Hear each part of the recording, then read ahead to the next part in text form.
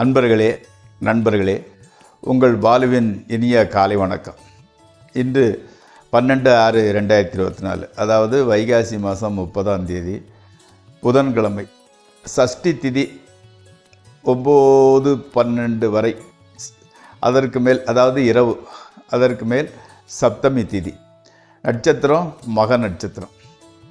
ராகு காலம் 12லிருந்து 1 வரை. யமகண்டம் 7:30 to 9 காலை. அதே மாதிரி நல்ல நேரம் 9:30லேருந்து 10:30, சாயங்காலம் 4:30லேருந்து 5:30 வரை. அணிய வேண்டிய உடையின் நிறம் பச்சை. அவாய்ட் பண்ண வேண்டியது சிவப்பு. சாப்பிட வேண்டியது பைனாப்பிள். அதே மாதிரி இந்த சந்திராஷ்டமம் மகர ராசிக்காரங்களுக்கு. நண்பர்களே, இப்போது நம்ம அந்த ஒவ்வொரு வீடு, 1ஆம் வீடு 2ஆம் வீட்டுக்கு அப்படி பலன் சொல்லிட்டு போகிறோம் இல்லையா? இப்போ 5ஆம் வீட்டை பற்றி பார்த்திருந்தோம். இப்போ 5ஆம் வீட்டினோட கிரகங்கள் எப்படி இருந்தால், என்ன கிரகம் இருந்தால் என்ன பலன்கள் இருந்தால் பார்த்துட்டு அடுத்த நிகழ்ச்சிக்குள் செல்லும். இப்போது 5ஆம் வீட்டில் ராகு அல்லது கேது இருந்தால் அதைத்தான் சர்ப்பதோஷம்னு சொல்லுவாங்க. அதாவது நமக்கு வர வேண்டிய அதிர்ஷ்டத்தை தடுத்து நிற்கும், குழந்தை பாக்கியத்தில் தாமதத்தை கொடுக்கும், வர வேண்டிய அதிர்ஷ்டம் வராமல் அப்படியே டிலே ஆகிட்டே போய்கிட்டுருக்கும். அதனால் 5இல் ராகு கேது இருந்தால் அது ஒரு வகையான தோஷம். அதே மாதிரி 5 கூடியவன் சனியோட சம்பந்தப்பட்டு இருந்தால் பித்ரு சாபத்தினால் சந்தான தோஷம். அதாவது அப்பாவோ தாத்தாவோ யாரோ சாபம், அவங்ககிட்ட விளையாட்டு போக்கலையோ எதுலேயோ சாபம் வாங்கிட்டு அதனால் குழந்தை பிறக்காமல் இருக்கிறது. ஸோ அப்போ பித்ரு சாபத்தை நிவர்த்தி பண்ணால் குழந்தை பிறக்கும். அதே மாதிரி 5 கூடியவன், அதாவது சூரியனோடு சேர்ந்து இருந்தால் சிவ துரோகத்தினால் தோஷம். சிவ துரோகம், நம்ம சிவனுக்கு எப்படி துரோகம் பண்ணுவோம்னா, சிவனுக்கு அந்த நேர்த்தி கடன் செய்தோம்னு சொல்லிட்டு மறந்து போயிடலாம், அந்த மாதிரி இருக்கும். அந்த சிவனுக்கு செய்ய வேண்டிய கடன்களை செய்யாதனால் தோஷம். அதே மாதிரி 5 கூடியவன் புதனோடு சேர்ந்து மறைந்திருந்தால் புதன் அந்த விஷ்ணு சாபத்தினால் தோஷம். இதை ரெண்டும் நீங்கள் கரெக்டாக இண்டிகேட் பண்ணுவாங்க. அதாவது சூரியன் 5 கூடியவனோடு சேர்ந்து மறைந்திருந்தால் சிவ தோஷத்தினால் நமக்கு நெகட்டிவ் நடக்கும். அதே மாதிரி புதனோடு சேர்ந்து மறைந்திருந்தால் விஷ்ணு துரோகத்தினால் நமக்கு தோஷம் உண்டாகும். ஸோ 5 கூடியவன் புதனாக இருந்து அவன் நீசம் அடைஞ்சிருந்தால் பூனைகளை கொண்டதினால் தோஷம். நல்லா ஞாபகம் வச்சுக்கோங்க. 5ஆம் வீட்டுக்கு உண்டானவன் புதனாக இருந்து அவன் நீசமாக இருந்தால் பூனைகளை கொண்டதினால் தோஷம், புத்திர தோஷம். அதே மாதிரி 5 கூடியவன் 12ல் இருந்து லக்னாதிபதியும் சேர்ந்திருந்தால் ஊரில் இல்லாத போது, தகப்பனார் ஊரில் இல்லாத போது பிறந்திருப்பான், குழந்தை பிறந்திருப்பான். அதாவது 5 கூடியவன் 12ல் இருந்து அதே சமயத்தில் லக்னாதிபதியும் சேர்ந்திருந்தால் தகப்பனார் ஊரில் இல்லாத நேரத்தில் பிறந்திருப்பான். ஓகே, இப்பொழுது 5ஆம் வீட்டை பற்றி சில குறிப்புகள் தெரிந்து கொண்டீர்கள். ராசிபலன் நிகழ்ச்சிக்குள் செல்வோம். இந்த ராசிபலன் நிகழ்ச்சி உங்களுக்கு ஏற்புடையதாக இருந்தால் சப்ஸ்கிரைப் செய்யவும், லைக் செய்யவும். மேசராசிக்காரங்களுக்கு இன்றைக்கி எப்படின்னா, உங்கள் குடும்பம் குதூகலமாக உற்சாகமாக இருக்கிறது. கடன் கட்டுக்கு அடங்கியே இருக்கிறது, நம்மளை கண்ட்ரோலை மீறி போகலை. அடுத்தால எப்படின்னா, உத்தியோகம் அது ஸ்மூத், நல்லபடியாகவே போகிறது. உடல் ஆரோக்கியம் கூட பர்ஃபெக்ட், நல்லா இருந்துக்கிட்டு இருக்கு. புதிய தொழில் ஆரம்பிக்கணும்னு நினச்சிக்கிட்டு அந்த பூர்வாங்க வேலைகள்லாம் செஞ்சுக்கிட்டு இருக்கிறீங்க. அது கூட வெளிநாட்டு தொழிலான வாய்ப்புக்கு, வெளிநாட்டு தொடர்புடைய தொழிலுக்கு வாய்ப்புகள் அதிகம். அடுத்து ரிஷபம். குழந்தையின் முன்னேற்றம் ரொம்ப நல்லா இருந்துக்கிட்டு இருக்குது. மனசில் புதிய நம்பிக்கை பிறக்கிறது. திருமணம் ஆகாதவர்களுக்கு திருமணம் கூடி வருகிறது. வியாபாரிகளுக்கு வியாபாரம் நல்ல முறையில் நடந்து போய்கிட்டு இருக்குது. சுற்றத்தினர் வீட்டுக்கு வராங்க. எல்லோரிடமும் நல்ல பேர். வெளிநாட்டு தொடர்பு நல்ல வாய்ப்பை கொடுக்கிறது உங்களுக்கு. அதாவது வெளிநாட்டு தொடர்பில் உங்கள் ஃப்ரெண்ட்ஸு மூலமாகவோ இதன் மூலமாகவோ வேறு ஒரு ஆஃபர் வருது, இல்லது இதை நீ வாங்கி அனுப்பு, அங்கே நல்லா இருக்கிற ஏதோ ஒரு வாய்ப்புகள் உங்களுக்கு வருகிறது.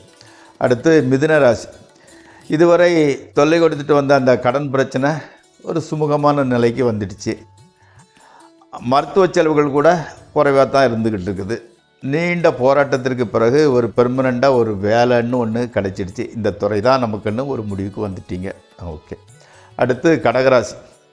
இளைய சகோதரத்துக்கு, அதாவது தம்பி அல்லது தங்கைக்கு நல்ல வேலை, அதனால் வாழ்க்கையில் அவங்க ஓரளவு செட்டில் ஆகிட்டாங்க. அப்போ அவங்கள பற்றின ஒரு பொறுப்பு தீர்ந்ததுன்னு வச்சுக்கோங்களேன்.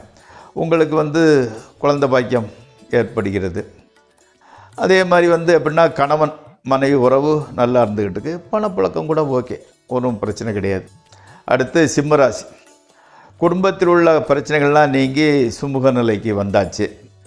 பணத்தேவை ரொம்ப டென்ஷனாக இருந்தீங்க, அதெல்லாம் எப்படியோ சரி பண்ணிட்டீங்க.